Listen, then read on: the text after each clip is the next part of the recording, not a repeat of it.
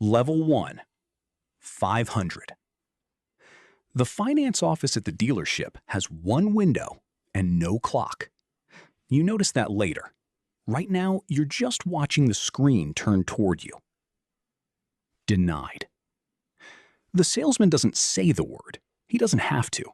He turns the monitor a few degrees, just enough, and you see the number before he covers it with a folder. 512. You knew it wasn't good. You didn't know it was a number a stranger could read off a screen and immediately understand something about you that you hadn't said out loud. He's still talking. Something about a cosigner. Something about a higher down payment. You're not listening anymore. You're doing the math on how you're getting home tonight, because the car you drove here in has a check engine light that's been on since spring, and you told yourself today was the day that stopped being your problem. It's still your problem. You drive it home anyway. 2 weeks earlier, you'd pulled the number up on your phone in a parking lot before a shift. You didn't do it to plan anything. You did it the way you check a bruise, just to see if it's gotten worse. 512. The app has a little colored bar. Yours sits in the red section, labeled poor. You didn't need the label. The red told you enough. You know exactly how it got here. A hospital bill from 3 years ago you didn't know had gone to collections until a letter arrived. A credit card from college, maxed at $600, forgotten about during a stretch when forgetting felt like the only option you had. 2 missed payments that felt small at the time and turned out to be the 2 most expensive mistakes of your 20s. Nobody explained any of this to you when you were 19 and a table at the student union offered you a free t-shirt for signing up. You apply for an apartment, a real one, not a room. The application fee is $45, non-refundable, and you pay it anyway because you've already decided you're gonna get this one. 3 days later, an email. Approved with conditions.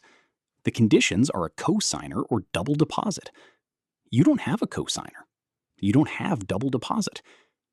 You take the room instead. Somebody else's house, somebody else's rules. Noise through the wall at midnight. You start looking into what fixes this. Every article says the same 3 things in a different order. Pay on time, pay down balances, be patient. None of them say how long. None of them say what to do about the collections account that's already reported, already permanent, already sitting there like a stain on a shirt you can't take off. You open a secured card. $300 of your own money held as collateral, so a bank will lend you access to the $300 you already gave them. You read the terms twice, certain you're misunderstanding it. You're not misunderstanding it. This is the deal. You take it anyway, because the deal that insults you is still better than no deal at all. 512 isn't a number. It's a door that's already decided who gets to walk through it. Level 2, 580. 6 months of paying the secured card off in full every month before the statement even closes. 6 months of a phone reminder at the 25th that you never once ignore. The app buzzes on a Tuesday. Your score increased by 14 points. You sit with your phone in your hand for longer than 14 points should require. It's not exciting. It's relief, which is a quieter and heavier feeling than exciting. 580. Still labeled fair, barely. Still red at the edges, but moving. You get approved for an unsecured card. No collateral this time. The limit is $500. Small enough to be almost funny, but the letter that arrives feels like the first piece of mail in years that isn't a bill or a warning. You don't spend on it. You use it for gas once a month and pay it off the same week because you've read enough by now to understand that the number doesn't reward what you buy. It rewards what you don't. Your brother asks why you're being so careful with a $500 limit like it's a mortgage. You don't have an answer that doesn't sound strange out loud, so you just say you're trying to fix something. He nods like that's a normal thing to say and changes the subject. The collections account is still there. You call about it. Hold music, a transfer, a second hold, a woman who reads from a screen and tells you the balance can be settled for 60% if paid in full today. You don't have 60% of it today. You ask if it can be removed once paid. She says paid accounts still show, just marked as paid. You sit with that for a second. Paying it doesn't erase it. Paying it just stops it from getting worse. You pay it anyway. In full, not 60% because you want it closed, not negotiated. The relief lasts about a day before you check the score, and it hasn't moved yet. Nothing moves as fast as the thing that broke it. 580 means people stop laughing about your credit and start being gently concerned about it instead. That's the whole upgrade at this level. Concern instead of dismissal. Level 3, 650. Fair becomes good, according to the app, though nothing about how you live has changed except the number. You get a real credit card in the mail, not secured, not a starter card, an actual rewards card with your name embossed on the front. The limit is $2,000. You call your mother to tell her, and immediately feel foolish for calling your mother about a credit limit, and tell her anyway. You go car shopping again, 3 years after the finance office with no clock. Different dealership.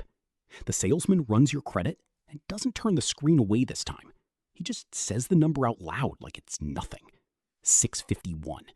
You get approved. The rate is 9.2%, which sounds high until you remember what the alternative used to be, which was nothing at all. A coworker mentions her score in passing, the way people mention the weather. 720. You don't say yours. Not shame exactly, just a private number you're not ready to compare out loud yet, the way you wouldn't compare a bank balance at a level you haven't fully earned into. You notice something at 650 that nobody warns you about. The system starts being polite to you before it starts being generous. Emails address you by name now, instead of dear cardholder. A bank calls to review your account, and it isn't a collections call. It's an offer. You almost hang up out of habit before you realize you're allowed to listen this time. 650 doesn't get you the best rate. It gets you a seat at the table where rates are discussed instead of dictated. Level 4, 720. You didn't notice crossing it. The app just shows a green bar one morning instead of a yellow one, and you stare at it for a second, trying to remember the last time you checked. That's the real marker of 720. Not the number, the not checking. For years, the score was something you monitored the way you'd monitor a wound. Now it's something that exists quietly in the background, doing its job, without needing you to need you to watch it do it. You get pre-approved for a mortgage inquiry you didn't ask for. The letter uses the word qualified, like it's a fact about you, instead of a number attached to you. You read it twice. Somewhere in the last 4 years, without a single dramatic moment, you became someone banks compete over instead of someone banks tolerate.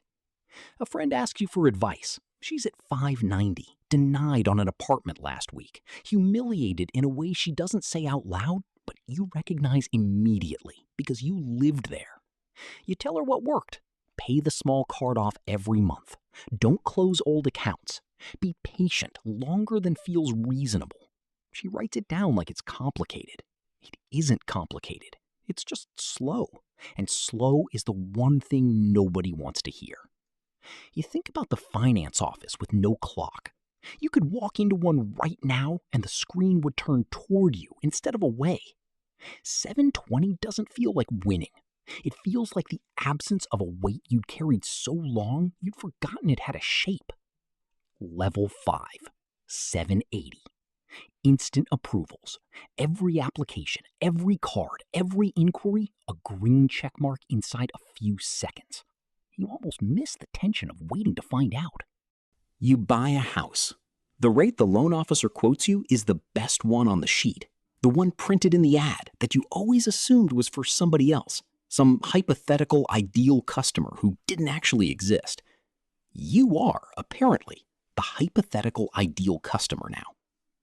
At closing, the officer mentions your score once, almost as an aside.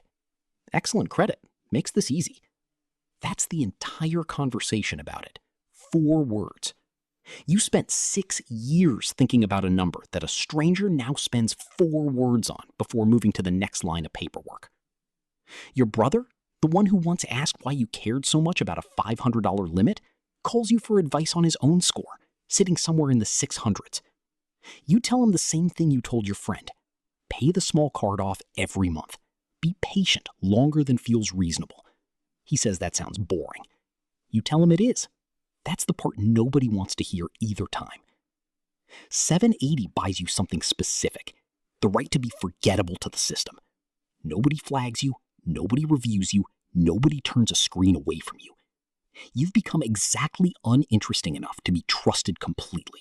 Level 6. 850. The ceiling. You didn't chase this number specifically. It's just where 17 years of paying on time and not touching what you didn't need eventually landed you. You find out almost by accident, glancing at the app while waiting for coffee to brew. 850. You stand in the kitchen for a moment, doing nothing with the information, because there's nothing left to do with it. There's no next tier, no door it opens that 780 didn't already open. You realize the number stopped being about access a while ago. Nobody at 850 gets meaningfully better terms than somebody at 800. The last 50 points bought you nothing you didn't already have. They just confirmed something you'd already become. A coworker, young, anxious, mentioned she got denied for a store card last week, sitting somewhere in the 500s. She says it like a confession. You recognize the tone immediately. The exact tone you used with your brother in a room he's never seen. Because it happened 17 years ago in your head, alone, in a parking lot, checking a number on a cracked phone screen before a shift. You tell her it moves, slower than she wants, faster than she fears. You don't tell her the number, because the number was never really the point. And you finally understand what the point actually was. The finance office with no clock is still there, somewhere. The same dealership maybe, a different salesman probably. Somewhere tonight, a screen is turning away from someone, at a slight angle, just enough that they see it before a folder covers it. 512. They don't know yet that the number isn't measuring who they are. It's measuring how convenient they are to a system that was never built to be patient with anyone. They'll find out the way you did. Slowly. Quietly. With nobody clapping for a single point of it. That was never the tragedy. That was always the whole point.